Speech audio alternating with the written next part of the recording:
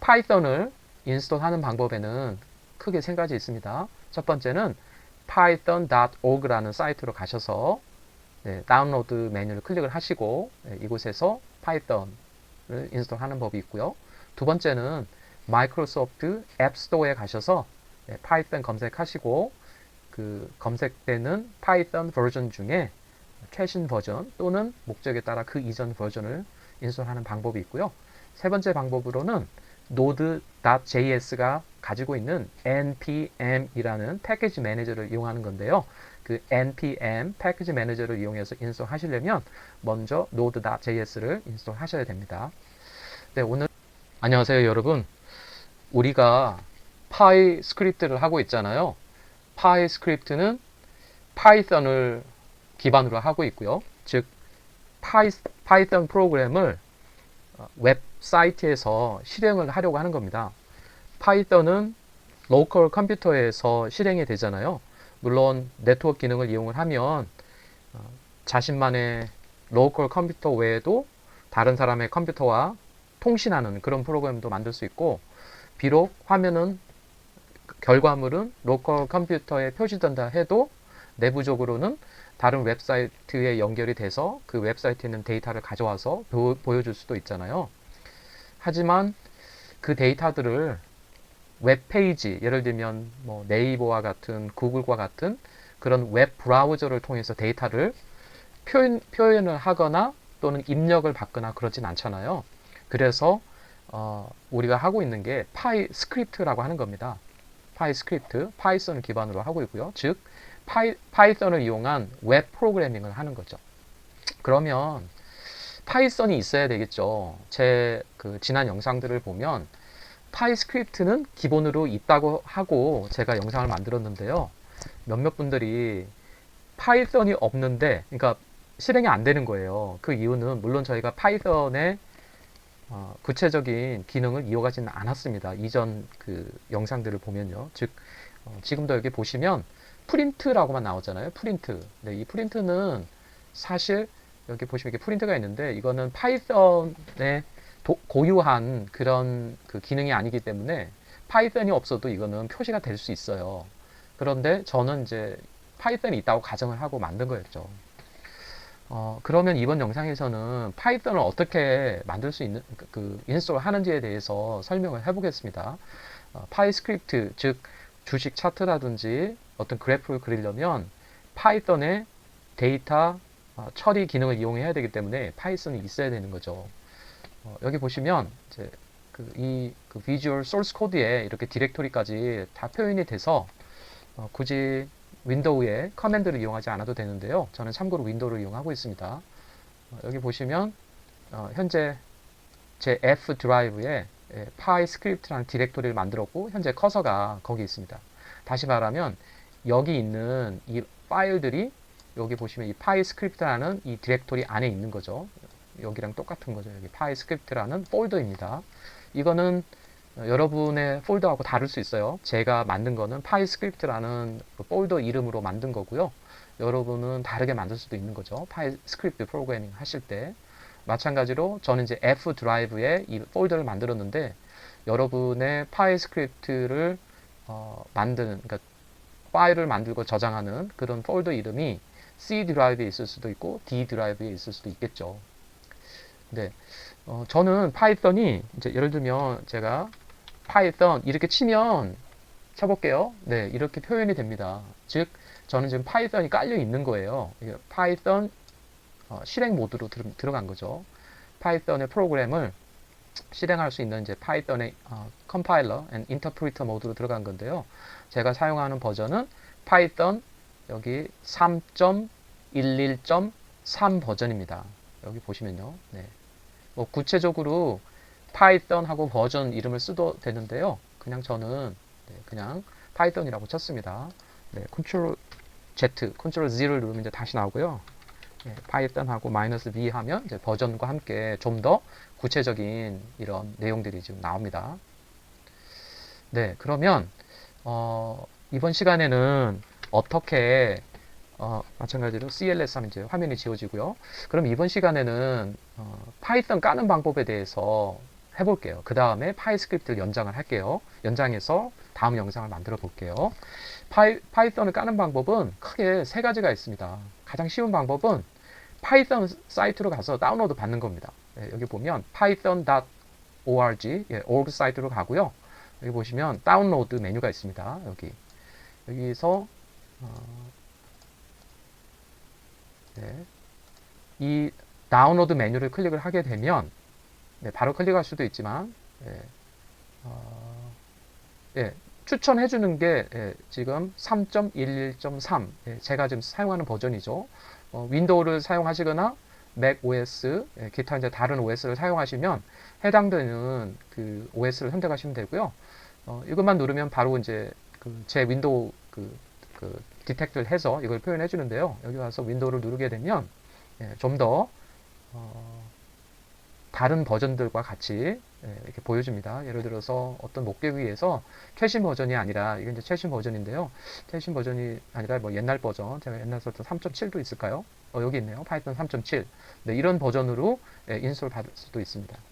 네, 정리하면 네, 첫 번째 방법은 파이썬 사이트로 가는 겁니다. python.org라는 사이트로 가고요. 검색하시면 되겠죠. 또는 다음에 다운로드 버튼을 누르고 여기서 바로 최신 버전을 누르거나 아니면 이제 맥을 사용하시는 분들은 맥을 누르시고 네, 윈도우즈를 사용하시는 분들은 윈도우즈를 누르시고 네, 관련된 거 latest version 여기 누르시면 됩니다. 이런 식으로 네, 다운로드 하시면 되는 거고요. 두 번째 방법은 윈도우를 사용하시는 경우에는 마이크로소프트 앱스토어에 가셔서 다운로드 받으실 수 있거든요. 아마 조금 버전이 늦게 올라올 수도 있는데 뭐 그렇게 차이는 안 날 거라고 생각을 합니다. 네, 검색창에서 네, 윈도우즈 스토어 또는 윈도우즈 앱 스토어 치시거나 또는 바로 사이트로 가셔가지고요. 네, apps.microsoft.com 가셔가지고 검색에 파이썬 네, 입력을 하신 다음에 참고로 저는 영문 버전을 사용하고 있습니다. 네, 여기 사이트로 오시고요. 네, 검색에다가 파이썬 타이핑 하시면 이렇게요. 여기 이제 관련된 버전들이 나옵니다. 아까 봤던 이제 3.11 버전 있잖아요. 네, 이 버전을 인스톨하거나 또는 좀 더 안정화됐을 수도 있는데 어떻게 보면 이게 좀 더 버그가 픽스된 버전이라고 볼 수 있겠죠. 네, 이전 버전을 인스톨 하시는 것보다는 네, 최신 버전 인스톨 하시는 걸 추천을 합니다. 네, 이게 이제 두 번째 방법입니다. 네, 마이크로소프트 앱스토어에서 파이썬 검색하셔서 다운로드하는 방법. 세 번째 방법은 조금 더 어려운데요. 전문적인 방법을 원하시는 분들은 이 방법을 사용하시는 것도 좋습니다. 아니면 이제 파이썬만 하는 게 좋다. 다른 기타 관련된 프로그램을 이용하지 않고 파이썬 내에서만 하고 싶다 라고 하시는 분들은 앞서 소개한 두 가지 방법으로 해도 괜찮은데요. 좀 더 다양한 프로그램을 하게 되면 꼭 접하게 되는 것 중에 하나가 이 node.js라고 하는 겁니다. node.js. 자바스크립트 기반으로 된 그 프레임워크이라고 볼 수 있는데요. 사실 자바스크립트는 그러니까 프론트 엔드에서만, 그러니까 웹사이트가 있어야지만 실행을 할 수 있잖아요. 그러니까 내가 만든 코드를 실행을 하고 싶을 때는 뭐 인터넷 익스플로러라든지 뭐 빙이라든지 마이크로소프트 에지라든지 그 다음에 뭐 구글 크롬이라든지 뭐 파이어박스라든지 이런 인터넷 브라우저가 있어야지 내 자바스크립트 코드를 실행할 수 있습니다. 근데 이 node.js는 쉽게 얘기하면 이 자바스크립트는 그러니까 프론트 엔드용이에요. 그러니까 클라이언트, 그러니까 서브 프로그램은 이건 작성할 수가 없었습니다.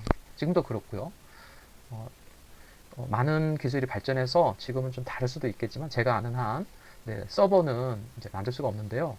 이제 반면에 뭐 PHP라든지 ASP, ASP 요즘도 쓰나요? PHP는 지금도 쓰고 있고, 네, 한때는 참 유명했는데요. ASP 뭐 2000년 초, 뭐 1990년 말 뭐 이럴 때는 참 그랬는데요. 잘 모르겠습니다. 워낙 많은 툴들이 있어서. 그런데 이 자바스크립트 관련된 프로그램을 서버에서도 가능하게 해주는 게 이 node.js죠. 네, 저는 그렇게 알고 있습니다. 프레임워크. 그러니까 node.js를 깔면,